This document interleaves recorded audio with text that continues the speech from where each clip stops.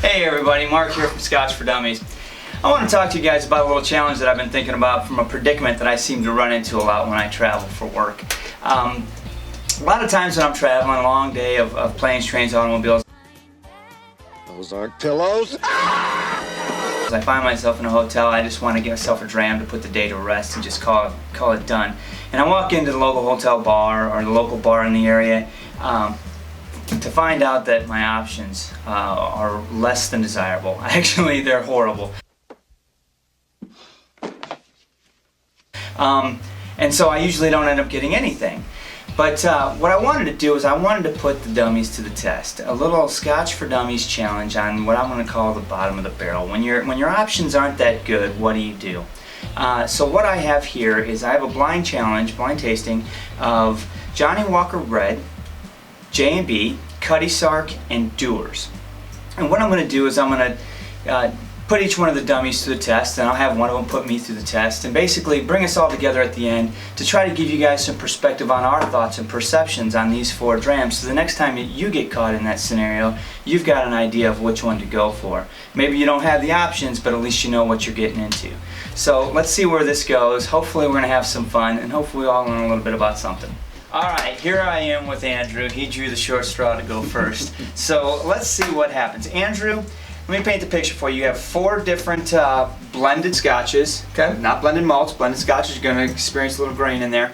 They're all bottled. Experience. Just going to say, I want you to know what you're getting into a little bit. All bottled at 40%. They are not the top shelf. They're actually on the other end of the things because I want to feel what you have to say about each of these without knowing what they are. So, I'm not going to tell you what they are, and what I want you to do is take some time, go through each one of these, and then I want you to put them in a particular order of preference. And which one do you like the most on this side? Which one do you like the least over here?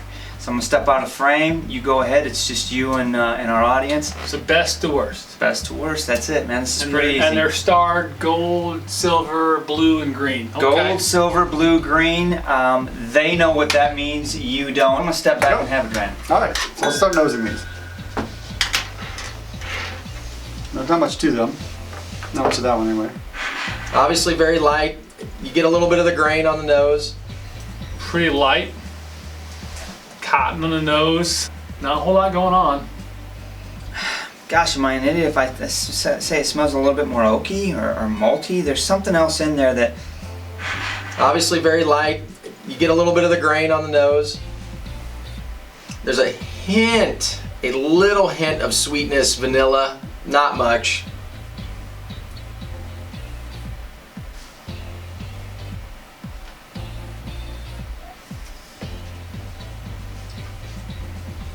It's light. A little bit of alcohol. I mean, it's not my wheelhouse, but it's all right. I will say it's light and clean. I'll give it that. There's no off-putting taste or anything of that nature. Really basic on the palate. Not rich at all. Bland almost. Not horrible, but definitely a little bit different than the last one. Okay, now this one has potential. A little richer, caramel, nuttier. It smells grainy to me. It just really smells grainy. It smells light. Not much there. Okay, that's not my favorite. It's real grain. Not as much interesting flavors in that one. It's got a little bit of a greenish cast to the color.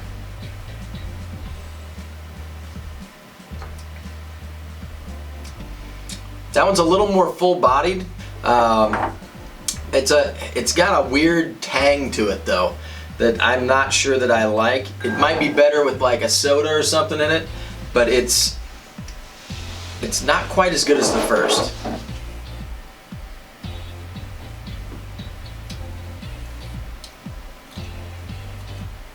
Okay, very basic, but has a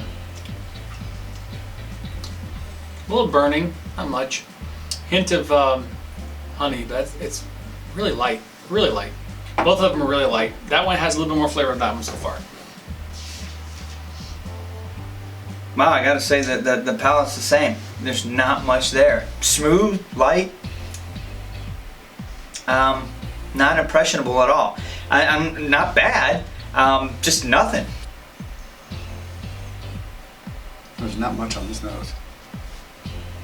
Okay, so this Scotch, very light on the nose. Almost like new make, but it's got a little bit of tanginess to it. I don't smell any sort of barrel aging or anything of that nature in this Scotch. Not picking up too much. Very similar to the this one right here. Vanilla. Smells a little bit more sour, maybe. Man, I don't want to use terms or things that you guys might take as negative. It's just what I smell, but it almost smells like a kitchen sink to me. There's a smell that I get sometimes when I'm standing in front of the kitchen sink.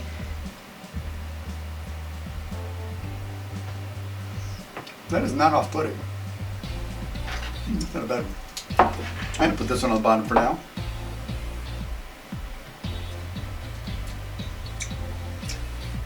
The flavor actually has a little bit more of a wood profile, an oakiness to it, but I wouldn't call it a full flavored Scotch.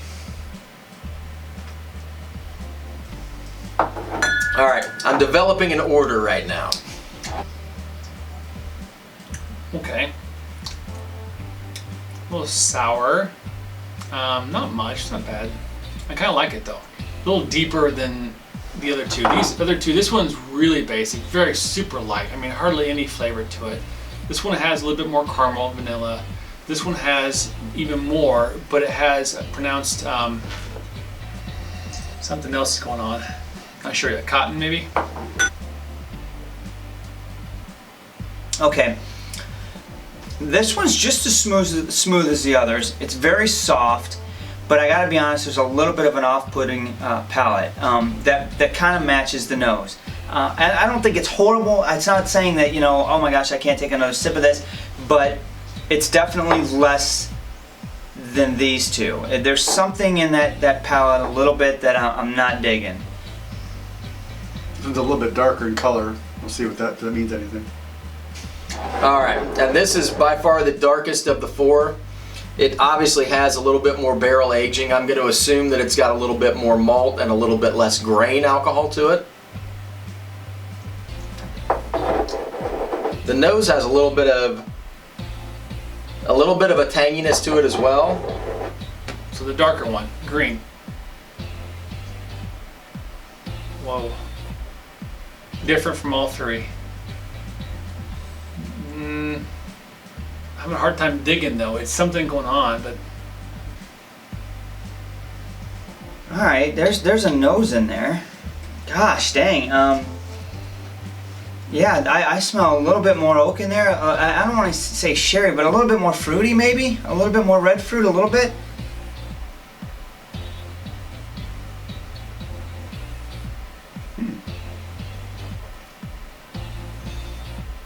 It's actually not bad. So these are all very light, but this one has a little more interesting flavor to it.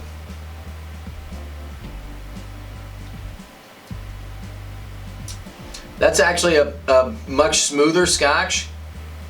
A little more well-rounded, a little bit fuller bodied. Not very full flavored, but of the four, this obviously has the more malt characteristics to it.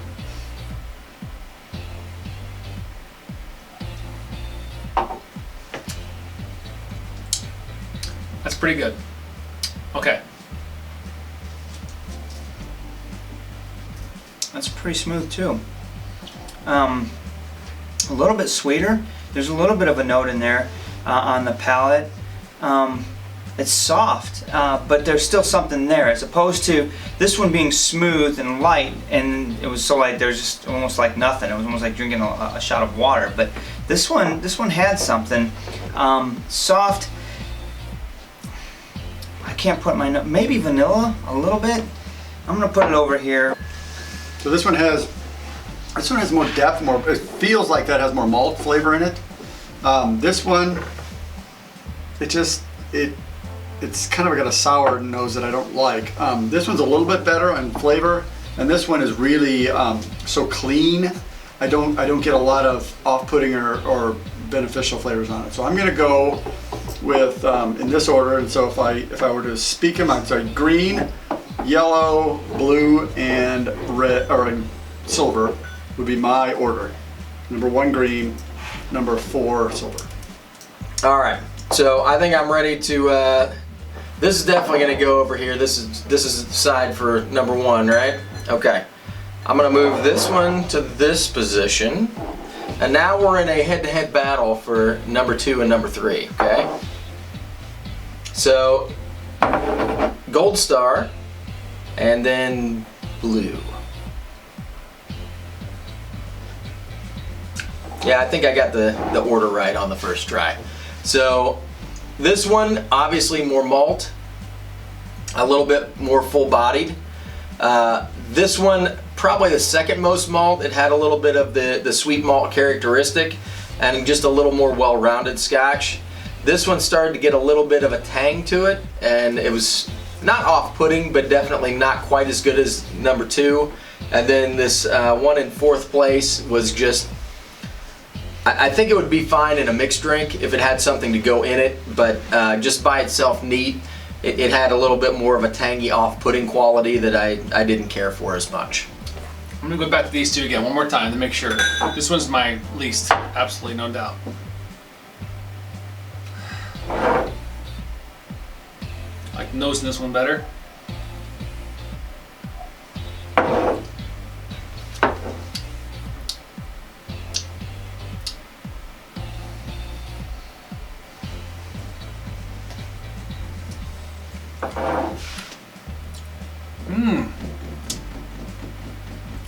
A little different though. I like the difference. I'm not sure what it is. Some tart, something going on. I like that. I'm gonna go. Here's my order. One more time. Yeah, I got green, blue, silver, and gold. Here's my order. 1, 2, 3, 4. I gotta say that's definitely the best of the 4 here. Yeah, I'm right. I know where I'm at on this. Taste this guy one more time.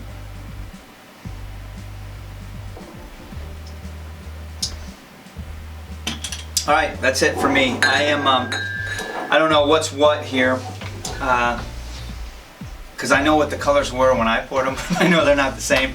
So I'm gonna say I'm gonna finish out with a silver star, a green star, a gold star, and a blue star. And let me tell you, to me this was far and above the best. This one definitely, these two were close, the middle two were close, but I think that this one, the number 2 for me, had a little bit more. It was a little bit more robust, it was a little bit more balanced, it had a little bit more body involved in it. This one was just smooth but just light and not much there. Whereas the very last one had a little bit of an off-putting nose and palate to me. And I'm not going to say it was to the point where I wouldn't finish the glass, I'm just going to say it was enough to put it in last place for me. So, alright everybody. The results are in, the test has been completed. I had a lot of fun doing it, but I want to share it with you, kind of to round this up and put it to bed. Right here, real quick, what we've got is we've got the Dewars, the Cutty Sark, the J&B, and then the Johnny Walker Red Label. And again, real quick, the reason I chose these is because to me they were kind of the readily available, I don't want to say lowest common denominator, but really common, really popular. A lot of times when you walk into a place that doesn't really know anything about Scotch or offer a lot of Scotches, they're going to have one or all of these. That's what you're going to get. You're going to get that Dewars on every domestic flight in the United States. When you order a Scotch on a flight, you're going to get Dewars. That's what you're going to get. So I chose these because these are the ones that you're going to be faced with sometimes in that dilemma of which one do I choose. So anyway, to round it out, what we had one that was common that took first place across all 4 of us, and that was the Johnny Walker Red Label. And I gotta be honest, I used to be a Johnny Walker Red fan, and then all of a sudden I tried the black, right? And then I tried, moved on up the chain, and I really didn't know what to expect out of a bottle of Johnny Walker Red. It's been so long, so I was very interested and curious to find that it's the one that took first place. Then, if you look at the results, Sean and Andrew, they finished out the exact same. I mean, all four, they placed them in the same order. And that order was the Johnnie Walker Red, the Dewars, the J&B, and then the Cutty coming in last place. I was very close to that, where I had Johnnie Walker Red and Dewars, but then I switched the last two and I had Cutty above J&B. Drew was kind of the offshoot here. So let's talk about Drew's finishes and what, he did choose the Johnnie Walker Red first, but then he went and put J&B in second, which is really a surprise. And I think it kind of surprised him too. But nevertheless, it's out there, and I like to see the disparagement, the differences in our placements, because that shows you how subjective this really is, and hopefully it helps you make a decision based on who you connect with more out of the four of us, and you might be able to make that decision a little bit better.